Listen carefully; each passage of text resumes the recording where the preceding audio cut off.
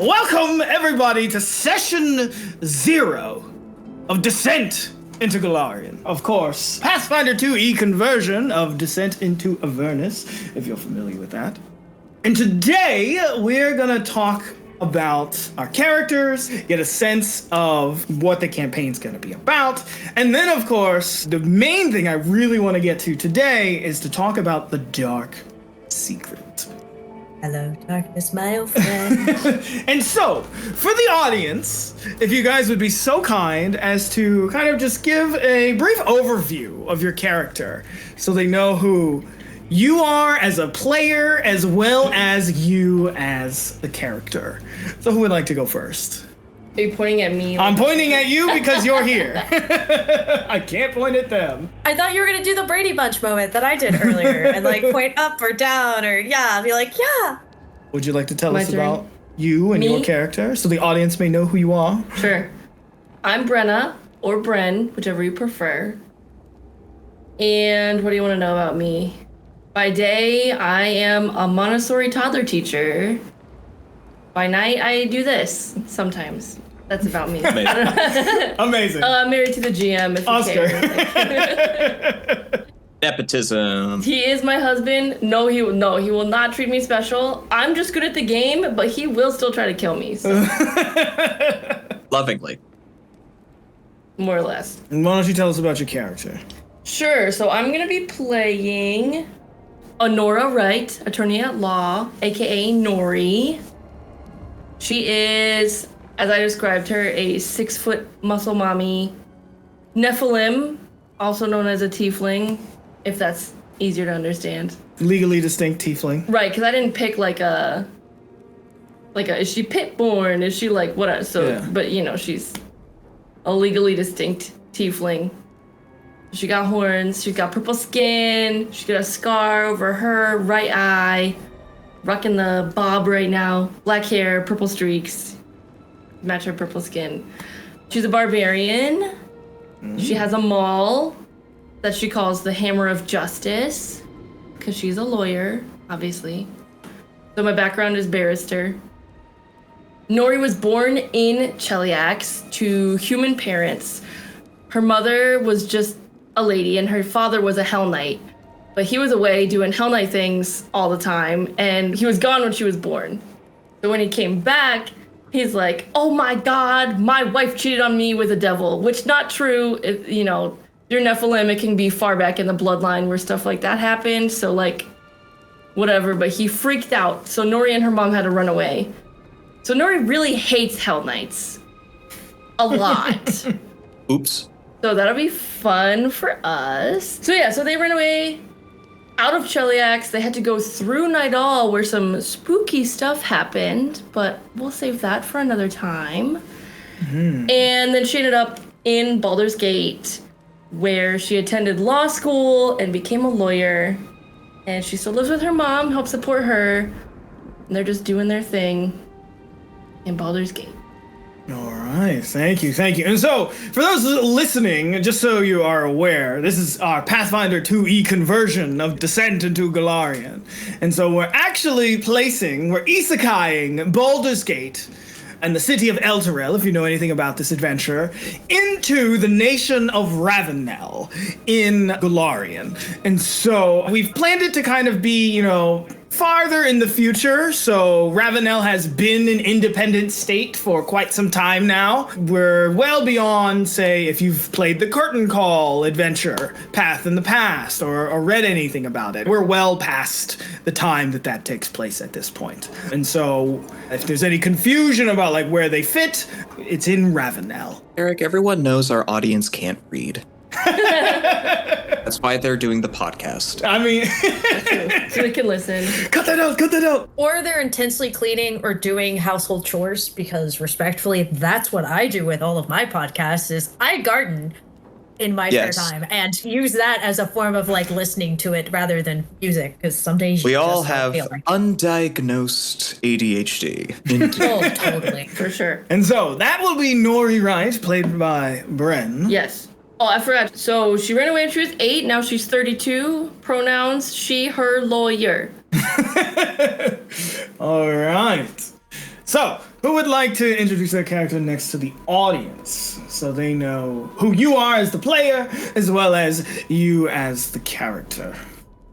I think I should go because she mentioned hating Hell Knights. So Yes. yeah.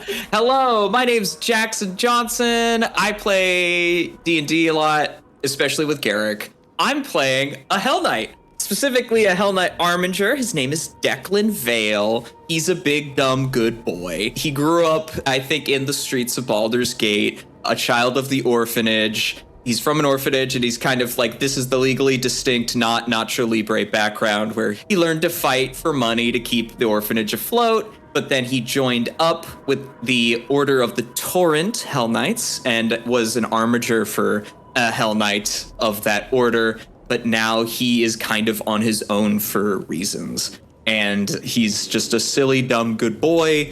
He's not very smart, but he tries his best to save the day and do what he can. And yeah, that's his thing. He's just a big human, short brown hair. He's John Pathfinder, you know. His pronouns are he/him, but I'll never be him. And he is just a human fighter, you know? Because everyone loves a good human fighter.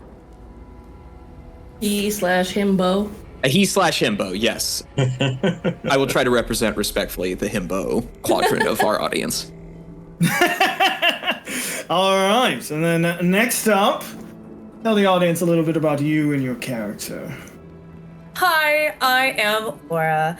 I am probably the most recent player. I don't normally usually play. In fact, my husband usually convinces me to play a character, and so that's usually how it goes. So if I sound like an idiot, it's because I probably don't know, and I accept that uphill battle. You'll probably mention my most random moments of ADD, knitting, and sewing somewhere in the background. Represent, let's go. Hey, I've done all sorts of things. This is why I'm a crazy person at the end of the day. Yeah. So I will introduce you to Renee Oakwood. Y'all, she's a hilarious character. Not really. She has some levels of thieving and conniving of a sorceress at the end of the day. She is just this scrampy little person. Now, she is born of nobility, so be ready for someone to be fancy at the end of it. But also, bless your little hearts, y'all, because we're going to have fun. Are you going with the Southern Belle accent? Is that the one we're getting this time? I definitely am, y'all. Oh my. Well, aren't you a tall glass of water? That's what I said. You're just going to be like a little tree that she wants to climb at some point, because you're just going to be that golden retriever. Maybe I should do a Texas accent, you know? I'd be like, well, I say, ma'am. The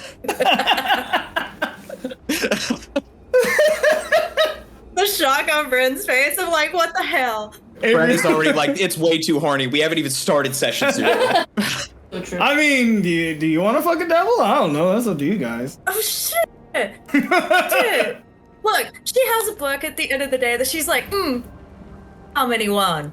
Yes, they do. All right, so that's Renee Oakwood, who's going to be our draconic rhyme bloodline sorcerer. I love Avery's just recoiling more and more into Roku City over there. He's like, I don't know how to deal with you two. You're chaos monsters.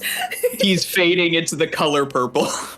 You mentioned her bloodline. I forgot to mention mine. Oh, yeah. My instinct is draconic, and hers is umbral dragon. Dun, dun, dun, dun. So we can bond over our dragon blood. All right.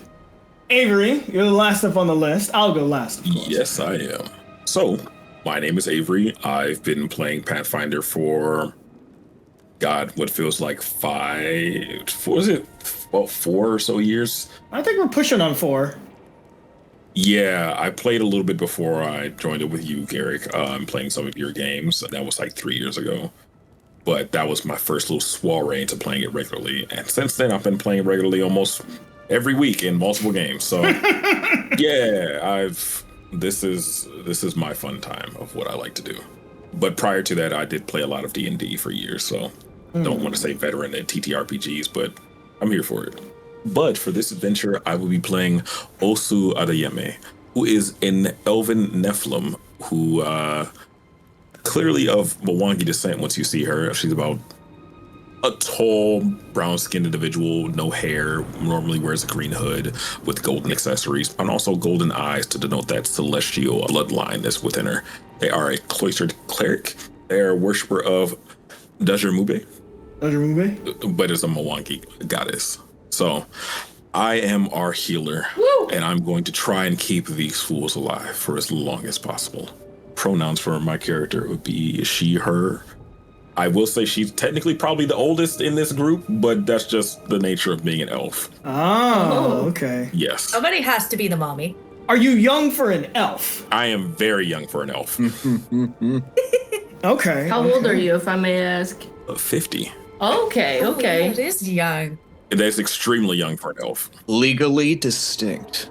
A legally distinct elf. But they did live in Elturel and were just slightly outside the city during our covenant events that will be mentioned later. Yes. All right. And so, thank you, illustrious players. And I, good listeners, am Gerik. I will be the game master for this wonderful conversion of Descent into Avernus. And if you need to know anything about me, well, you'll find it out as we run the game.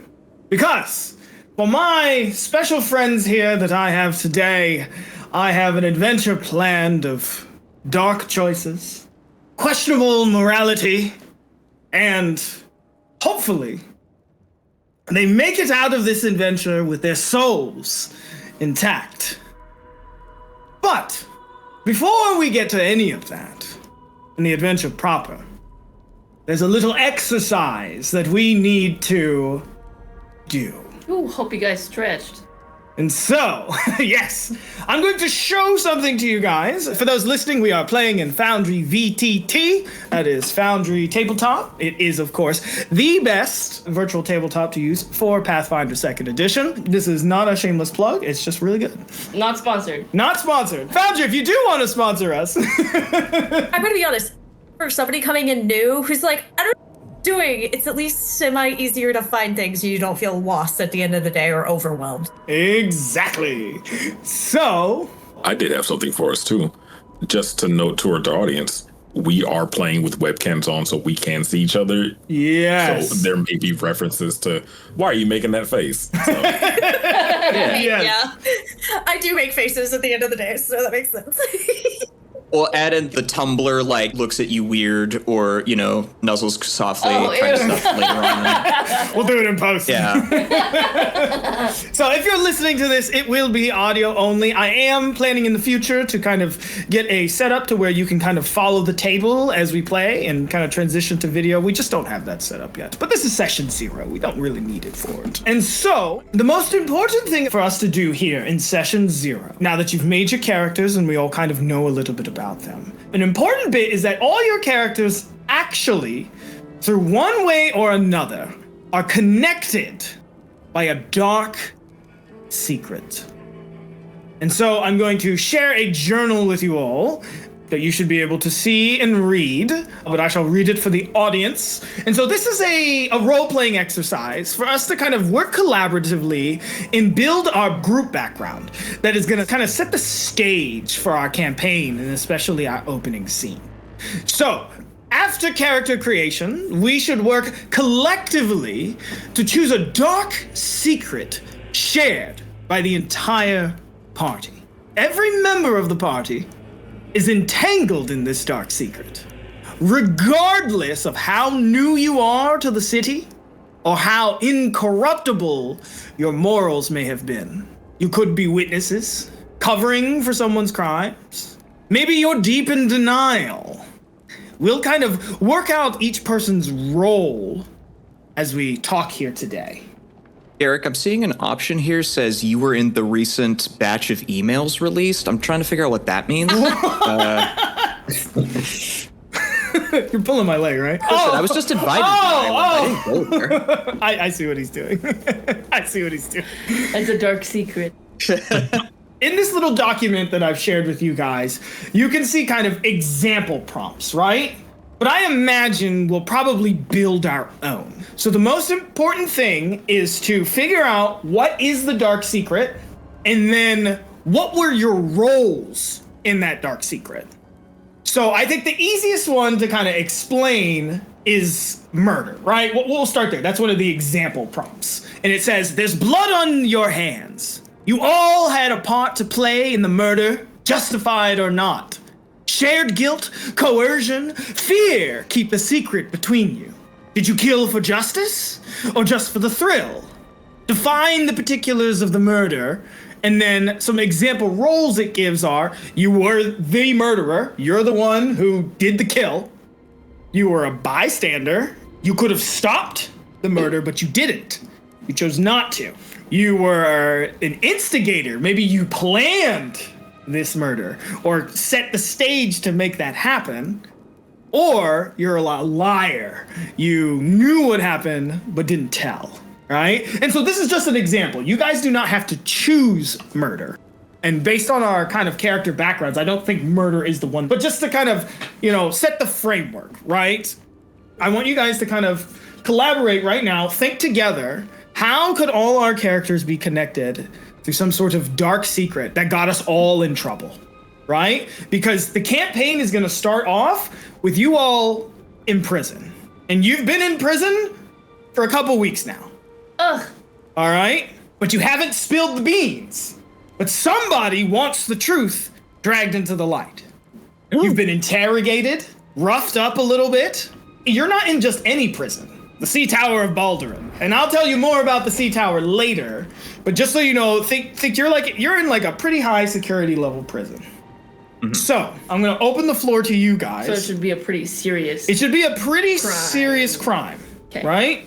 Now, they don't know that you did a crime. They think you did it, right? But we did do it, right? You did do it. Oh, okay. You haven't said anything yet. So Mama didn't raise a snitch. Exactly. Based on our characters, what did we do? And then what were your roles in that crime? I like the idea, especially because Nori hates Hell Knights. I don't know what we did, but I kind of like the idea that maybe I was the patsy.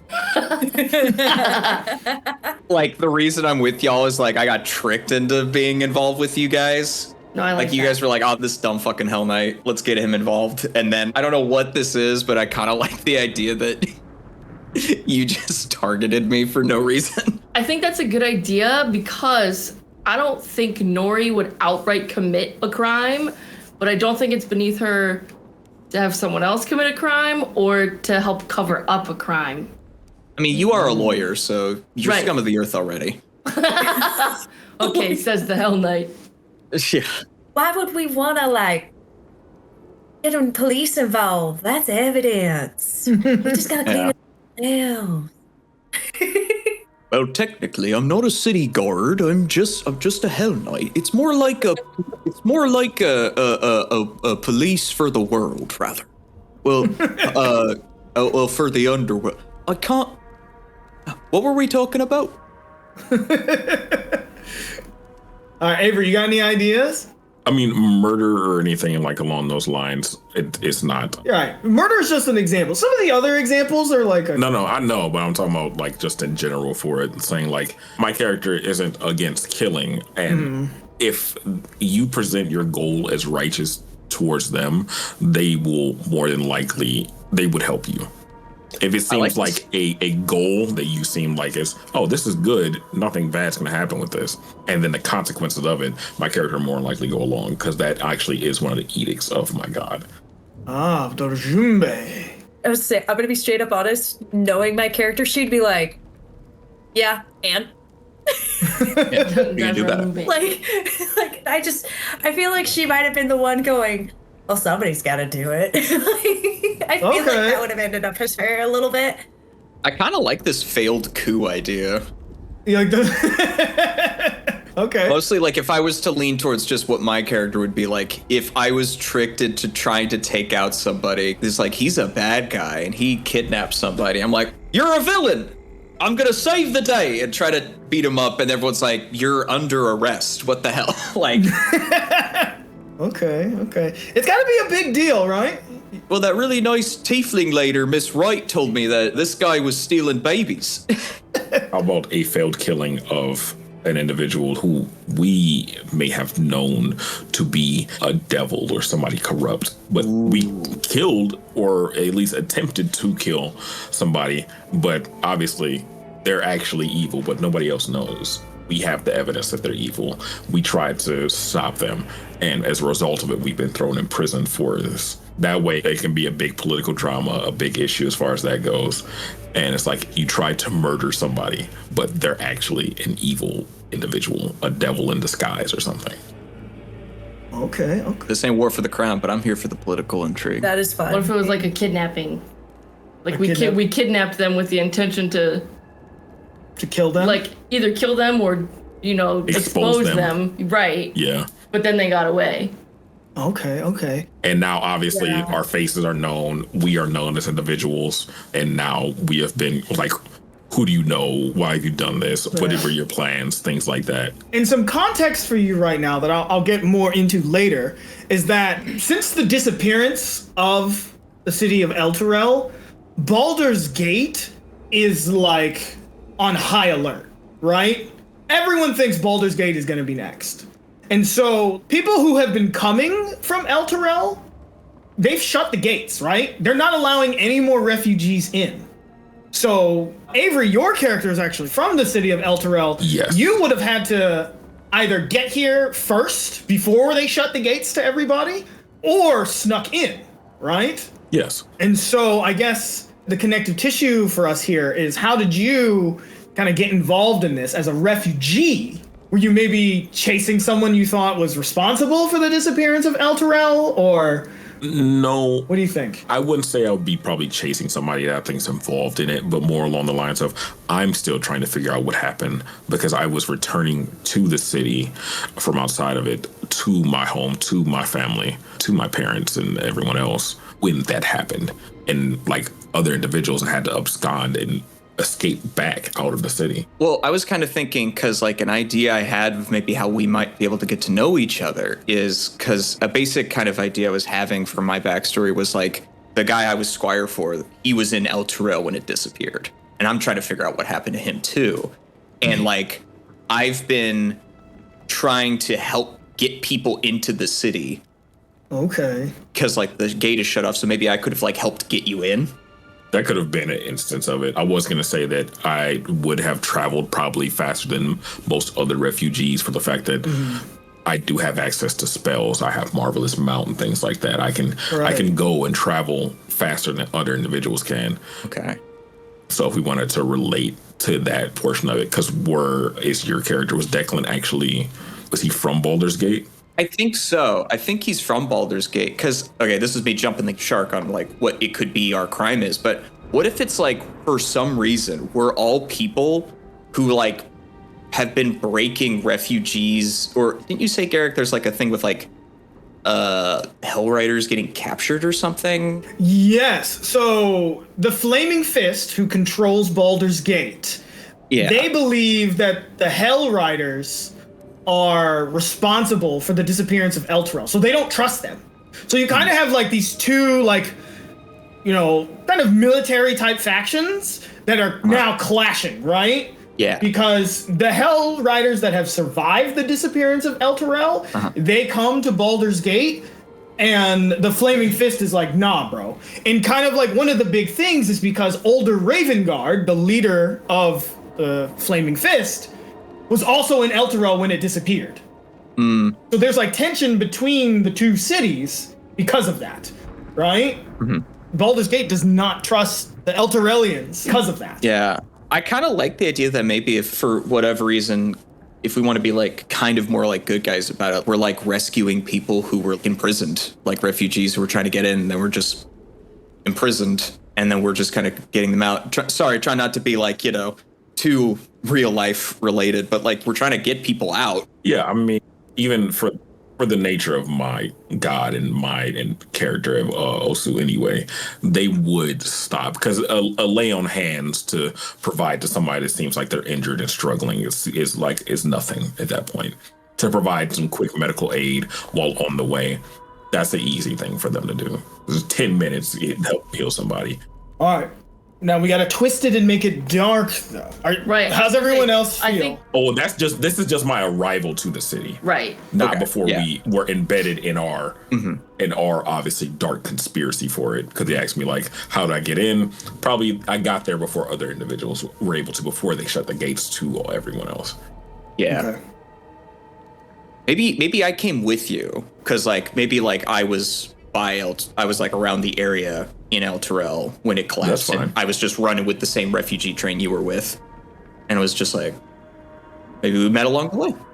Yeah, we can met along the way, had a conversation here and there, and then maybe split off once we're in the city, but or anything like that. And then we met back up again somehow. I'm like, oh, we're involved in the same thing. Yeah, and I think like especially for you, right? Because like you're a cleric, you like heal people, and like refugees need that, right? Especially if they're fleeing a disaster. Maybe it's like people thought I was a Hell Knight, and I was like, yeah, I'm a Hell Knight. Yeah, sure, and I'm just wearing the armor, and they're like, okay, we're like helping keep people safe from like bandits and monsters and shit on the way to the city. You know? Yeah. That could be cute. Were you gonna say something? Well, I was just saying, were we all supposed to be there? No. So the only people who know what happened to El Terrell are the people who are still inside the city. Anyone who is outside the city, they have no idea what happened. All you know is that there is suddenly an immense crater where El Terrell used to be. So like a city-sized crater. It's as if it simply disappeared, right? So nobody has no idea what happened to the city, and that's what's causing the panic. So as refugees kind of pour in from El Terrell to Baldur's Gate, you know, the tension starts rising. Right. Okay. Yeah.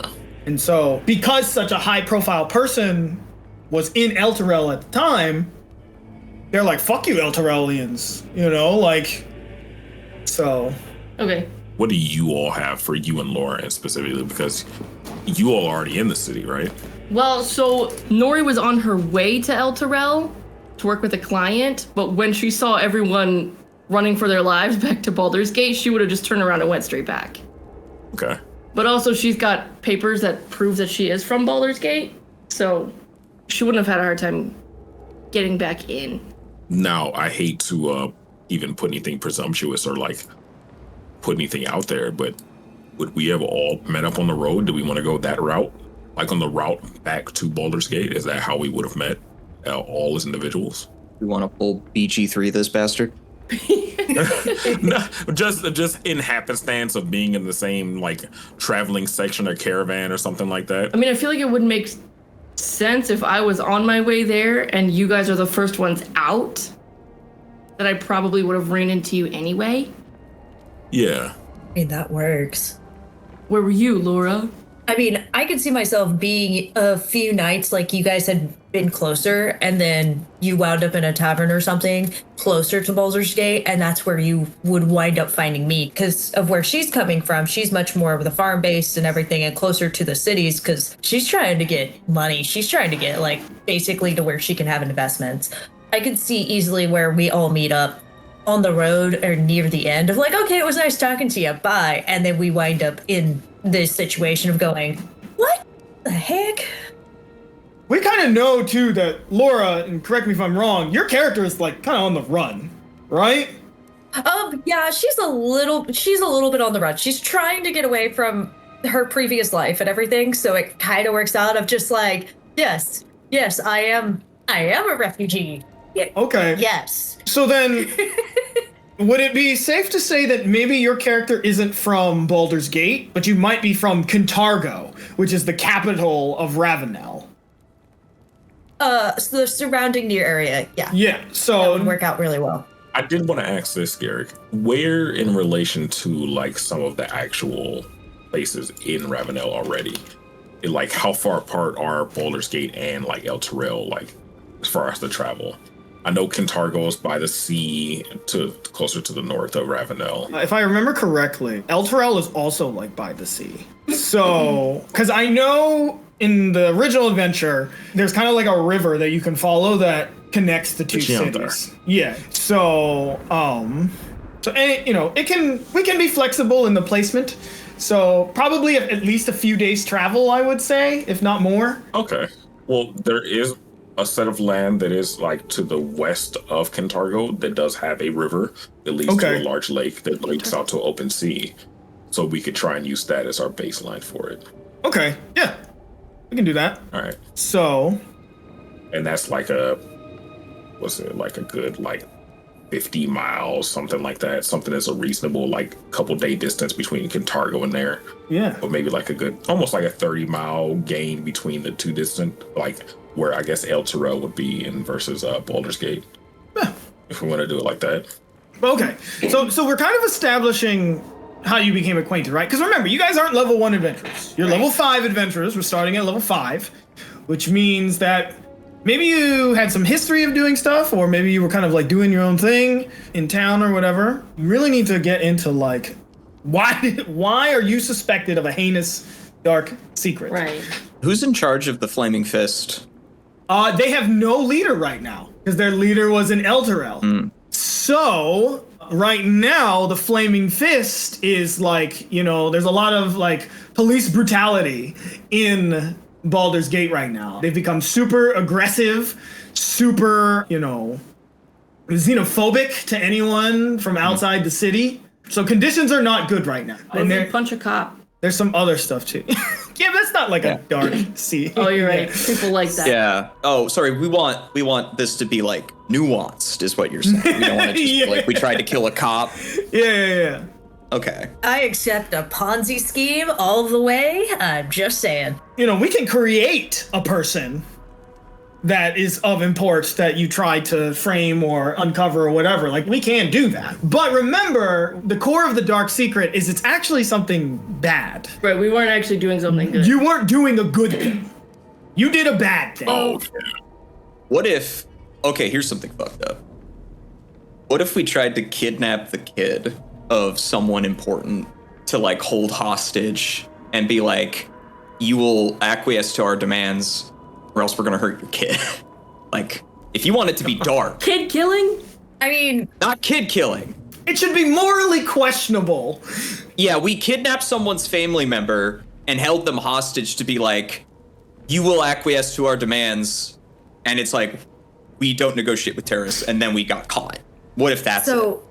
I think I can continue on this because of the ledger that Renee has. I think that would work really well of ooh, hey, guys, I have a great idea to make some quick cash. And that's how it unfolds. Because she could find the name and how much they owe in debt to her in-laws and be hey, why don't we ask for a little bit more and try and do that? Because I think that would work really well of trying to use we know you owe debt. So you should just give us that debt. And then they are no, we're not going to do that. Okay. And then we kidnap the kid and then things escalate from there. What if it's because I like the idea, I'm a patsy. What if you guys said, if we kidnap this person, we can make the Flaming Fist stop hurting people? And I was okay, that's, yeah, I guess. I mean, if I'm told by individuals, from people that have refugees from El Terrell, they're hurting us, we need assistance, we need help, then my character will be involved, and they go well, I don't want to see people harmed. They are trying to look out for the good of their own for it. I kind of like this. So it's we kidnap a fool's kid to get a bunch of money to help get money for refugees or some shit, but actually it's just Renee being I just need this to pay off my debt. That's pretty shitty. Oh, no, she wants the money to invest. She doesn't have debt. She just wants to survive. She literally wants to take that money, invest it, and then maybe give a little bit to somebody, but okay, really so you're it's to a take crypto care of her. bro. I get you. Yep. Okay. Not a crypto, bro. Right. Are you going to say something? Yeah. I kind of like the idea that Renee is maybe the mastermind. She comes up with the plan, ropes in whoever. My theory is, I think Nori would see right through her, be okay, that's, whatever. But maybe I'm there talking with whoever, trying to see if there's a legal way to get them out of their debts, and they show up and kidnap the kid, and then the guy comes back in the room and is what the fuck did you do? And then I have to go catch up with them, or else he's gonna pin it on me. So now I'm roped into it. Instead of stopping you guys, I just was well, I don't really want to... He roped me into this. I don't really want to kill you right here in this place, but So I just kind of let it happen. It should be messed up too. It shouldn't just be like, oh, we kidnapped like someone's wife or something. It should be like we kidnapped a baby or something. Oh, baby. I don't want to involve kidnapping too children. much. Okay, fine, not a baby. I don't want to pull the oh god, what was the guy who had his baby kidnapped in the 20s, 30s? Oh, the Lindbergh Yes, baby. that one, yeah. So we don't want a Lindbergh baby this? Come on, guys. No. No. I thought you wanted a dark secret. It should be dark. I do think we're struggling a little bit to add the like dark Well, what side if to it's it, like- right? what We're if just it's such like- good people. That's why I was like, His- let's kidnap a baby. That's fucked up. No, what Like, if it's like his young adult daughter? How about just someone's child that is an adult? That's what I'm saying. Like your adult child. I still Yes. love that all of us have just basically underlined stated no kids will be harmed. Like I just love that. no, we're not gonna hurt the kid. I'm just saying we should just kidnap the baby. I don't trust you idiots to know how to take care of a baby on the run. Maybe that's why you came with us. You were like, I don't trust these idiots to handle a baby. You gotta get it food. You gotta get it diaper changed. Okay. What if we went in the direction of like a teenager?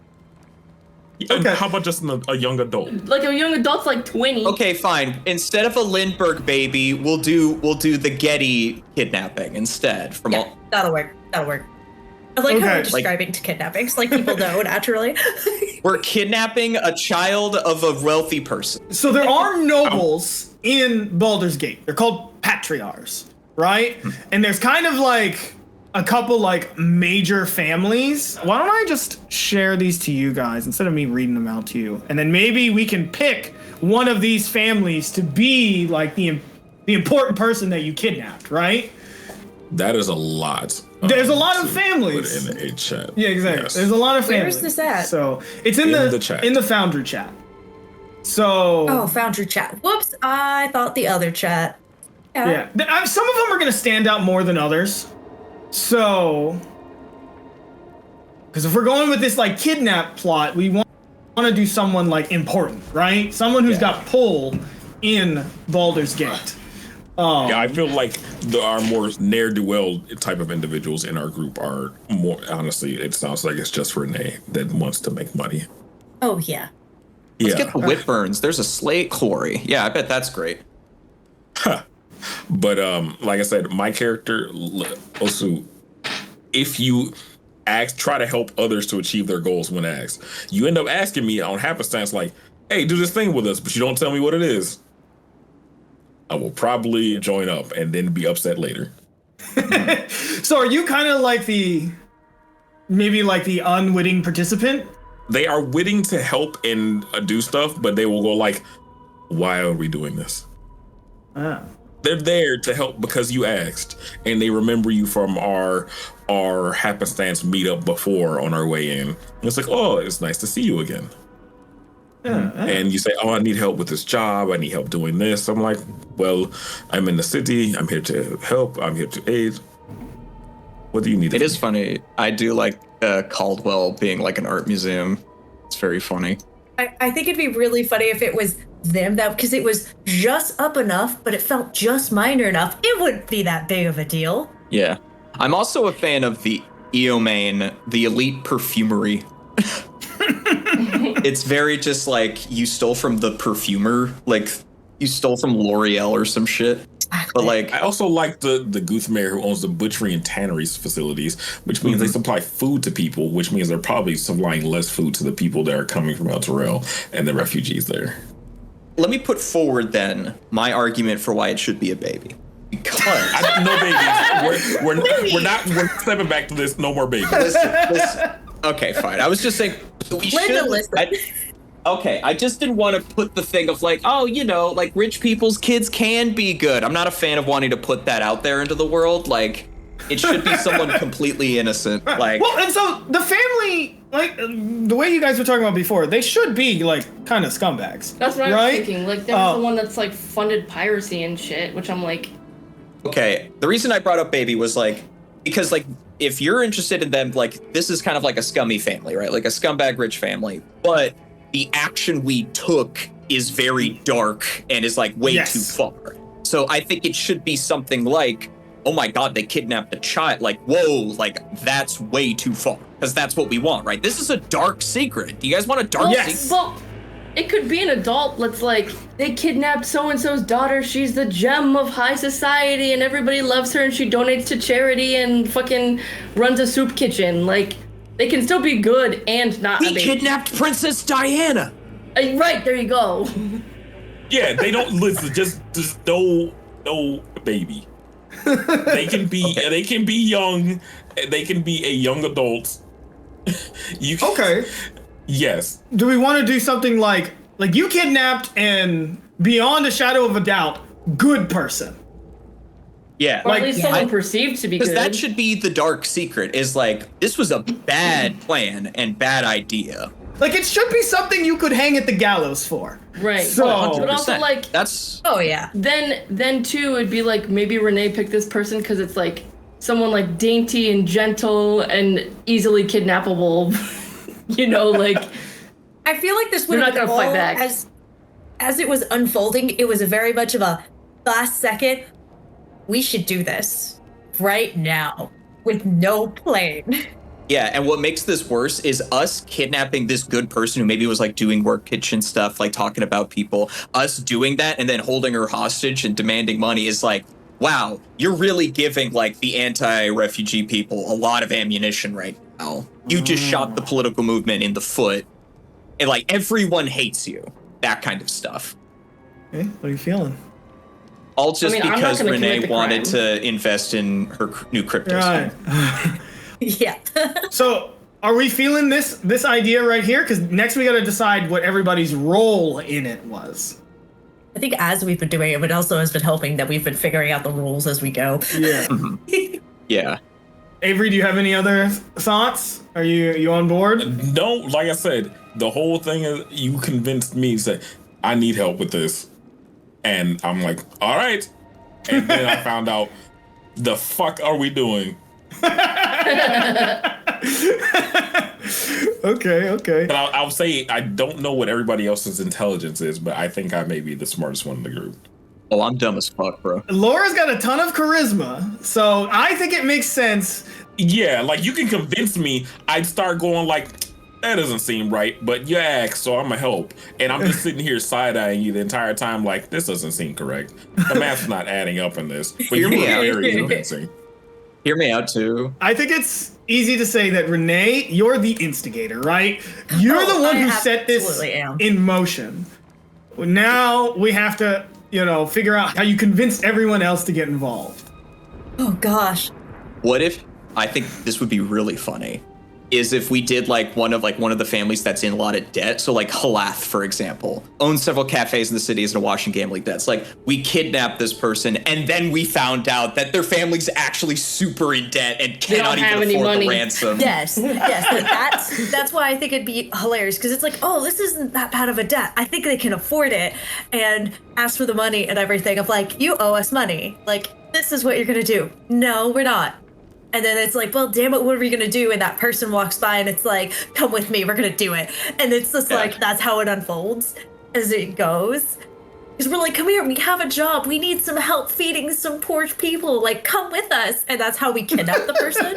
And because of Avery's character immediately going, yes, absolutely, this is not adding up. What the hell? You're just like, I'm gonna be the big guy. I'm standing here and helping just in case. And it's like, as that's unfolding, because of Bryn's character being right there and just doing her lawyer stuff, and then all of a sudden seeing us of like, yeah, we can take care of this. And it's like, it triggers in her head of like, oh God, no, what are you all doing? I think that's where I'm trying to. I think that's what I'm trying to figure out right now is where Nori fits into the plot. I'm a liar. I could have been visiting Nori if we were negotiating, trying to help out El Toro survivors when they approached us. And I was like, oh, I remember you from my travels. Okay. Yeah. Maybe we called in Nori once we realized we were so fucked. And you're like, hey, Yes. can you come in here? Is there any way we can lawyer our way out of this? And she's like, no. Yes. That is how it happens. Because like, Osu, I could just see it of like, the two of us are like, oh, we made a mistake. Have Osu go to Nori and be like, please come with us. I think these two kids have effed up. How do you feel about this, Britton? Because it does. What is your say for involving your character for this? I mean, like I said, I wouldn't participate in the crime, but if you came to me and you were like, hey, we fucked up, I would be like, there's not a legal way out of this. So like now I know, but I'm not gonna tell anybody. So now I'm involved. Maybe you're involved because it's like, so they spilled the beans to you, right? Mm-hmm. But then it's like attorney-client privilege. Right. But remember, the Flaming Fist doesn't give a fuck about the... They don't give a shit. They don't give a shit right now, right? They are... So it's like, I have to help you cover it up, or else, no, I'm also implicated. And I can't have this, not for my law career. But you get caught anyway. So they remember me from that time we were on the road, and they're like, hey, didn't we meet a lawyer? And then they find, I got my law office, so you can find me. Like, maybe I give you a business card. Not only are you in jail, now you're disbarred. And the whole time they come to us, they're like, we're gonna torture you. I'd just be like, lawyer. but they're not, though. They don't care. They threw you in prison without a trial. I'm not speaking without a lawyer. You are the lawyer. I need an adult. You are the adult. Oh, no! Another lawyer. 3 lawyers. Okay. I think we've got something here. So that's how you all got into the starting position. We'll do some little character vignettes in your prison cell, and then we'll kind of go from there. See how everybody's feeling. How's that sound? All right. Sounds good. All right.